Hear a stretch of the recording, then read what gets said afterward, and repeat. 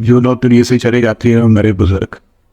ان کو ثواب پہنچانے کے لیے اگر ہم کسی بھی وہ بلاتے ہیں بچوں کو یا کسی حافظ قرآن کو کہ قرآن پڑھے، تو کیا وہ ثواب انہیں ملتا ہے؟ اور ہمارا دین وہی ہے، ما انا علیہ و اصحابی، رسول نے فرمایا جس چیز پر میرا عمل ہے اور میرے صحابہ کا دین تو اصل میں وہی ہے۔ جہاں تک ایصال ثواب کا تعلق ہے، اس میں ہمارے ہاں ذرا کافی مختلف آراء موجود ہیں۔ اے اللہ میرے والدین کی مغفرت فرما، تو یہ کوئی نیک کام کرنے کے بعد جو ہے اس دعا کی تاثیر جو ہے وہ بڑھ جاتی ہے۔ دیکھیے، انسانی زندگی کے یہ 3 دور ہیں: حیات دنیاوی جو ہماری پیدائش سے شروع ہو کر اور ہماری موت پر ختم ہو جائے، پھر حیات برزخی موت سے لے کر قیامت کے دن تک، اور پھر حیات اخروی ہے قیامت میں ریزریکشن کے بعد سے وہ زندگی جو ہے جو جنت یا دوزخ کی ہے۔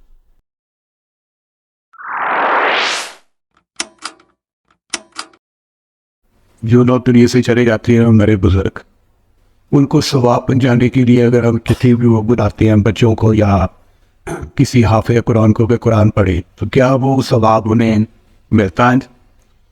دوسرا سوال یہ ہے کہ مرنے کے بعد انسان کی زندگی،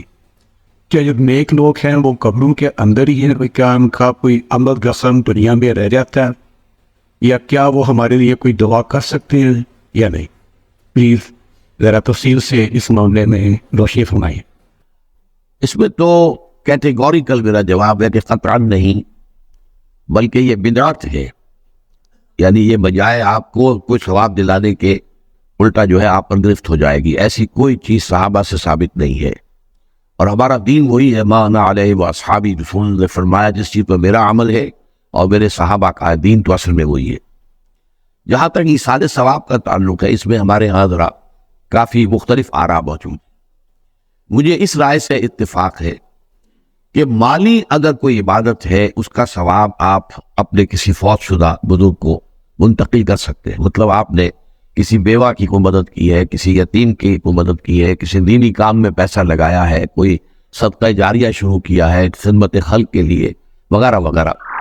اس کی تو جو ہے اس کے ثواب کو منتقل کیا جا سکتا ہے کہ اللہ اس کا ثواب میرے والد یا میری والدہ کے منہ کو پہنچا دے۔ جسمانی نہیں،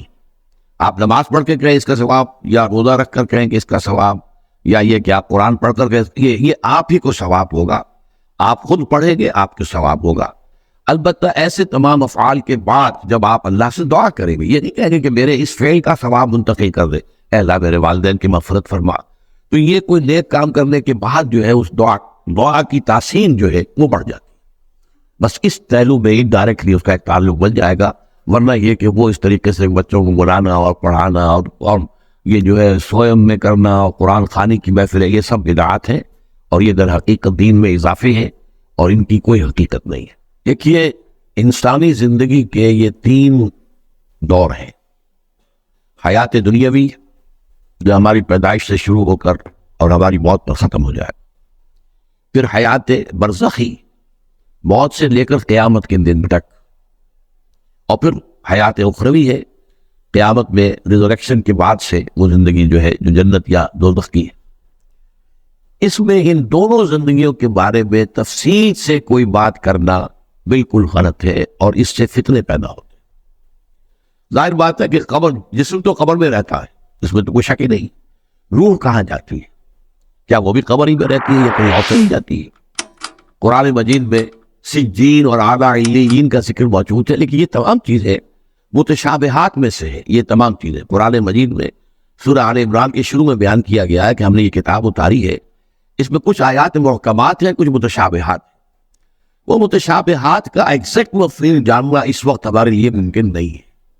یہ تو جب اس عالم میں ہم پہنچیں گے تو معلوم ہوگا کہ ہاں یہ بات تھی کہ جو قرآن مجید میں اس طور سے کہی گئی تھی۔ لیکن یہ کہ اس وقت جو ہے جتنا کچھ ہمیں حدیث صحیح میں مل جائے یا قرآن میں مل جائے، اس عالم برزخ میں بھی یہ تو ہوتا ہے کہ جو نیک لوگ ہیں انہیں کچھ نہ کچھ جو ہے اثرات اچھے ان پر پڑتے رہتے ہیں، ان کی ارواح پر کہہ لیجئے، اور کچھ جو برے ہیں ان کے اوپر جو آخری انجام ہونا ہے اس کی کچھ ریفلیکشن ہوتی رہتی ہے، جس کو حدیث میں کہا گیا ہے کہ ہر قبر جو ہے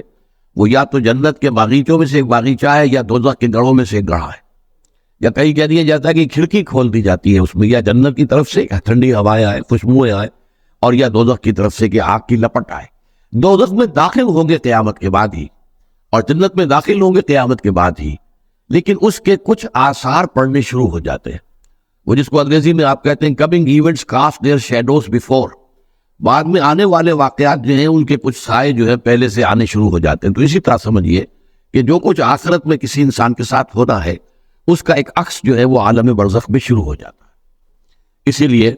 قرآن مجید میں یہ بھی آیا ہے کہ یہ جو آل فرعون تھے یہ صبح و شام جہنم پر پیش کیے جاتے ہیں, اور قیامت کے دن پہ کہہ دیا جائے گا ادخلوا آل فرعون نار, ان کو داخل کر دو آگ کے اندر. تو یہ اس حد تک. باقی یہ ہے کہ تفصیل میں جانا, ہاں ایک رائے ہے, یہ شاہ ولی اللہ دہلوی رحمۃ اللہ علیہ کی, اگر ان کی رائے نہ ہوتی تو میں اسے بیان بھی نہ کرتا, لیکن یہ کہ وہ ایک بہت بڑے محدث اور بہت مفکر اور دین کے فلسفے سے بہت بڑے واقف انسان تھے. انہوں نے کہا کہ جو اولیاء اللہ ہوتے ہیں, اللہ کے نیک بندے, اللہ کے بندے, ان کے انتقال کے بعد ان کی روحوں کو بھی اللہ فرشتوں کے طبقہ اسفل میں شامل کر دیتا ہے. یہ فرشتے ہیں نا, اس وقت بھی موجود ہیں. ابھی شاید اگلے جمعے میں وہ حدیث جو ہے اس کا بیان آئے گا کہ جب بھی کسی گھر میں, اللہ کے گھر میں کچھ لوگ اس لیے جمع ہو کہ اللہ کی کتاب پڑھیں اور سمجھے اور سمجھائے, تو ان کے اوپر فرشتے گھیرا ان کا ڈال لیتے ہیں, اور ان پر اللہ کی طرف سے سکینت نازل ہوتی ہے اور رحمت نازل ہوتی ہے, اور اللہ ان کا ذکر کرتا ہے فرشتوں کے پاس, دیکھو میرے بندے, تم کہتے تھے یہ فساد مچائے گا, دیکھو یہ بھی تو ہے نا جو میرے کلام کو پڑھنے کے لیے میرے گھر میں جمع ہے. تو فرشتے ہیں موجود, ہم میں سے ہر ایک کے ساتھ 2 فرشتے موجود ہیں. تو یہ فرشتہ اسفل ہے, سب سے نیچے, جو دنیا کے کاروبار کو چلانے میں اللہ تعالیٰ کے سول سرونٹس ہیں.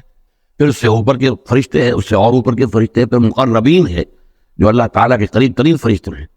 لیکن یہ کہ ملائکہ کے طبقہ اسفل میں شامل کر لیتے ہیں تاکہ جو کام اللہ تعالیٰ ملائکہ سے لیتا ہے وہ ان سے بھی لینے شروع کر دیتا ہے. لیکن ہمیں یہ اجازت نہیں ہے کہ ہم فرشتوں کو پکار کر کہیں کیا فرشتے ہیں, جبریل ہے, میکائیل یا فلاں ہے, منکر جو بھی میرے جو ہے کرامن کاتبین, میرا یہ کام کر دو. نہیں, یہ شرک ہو جائے گا.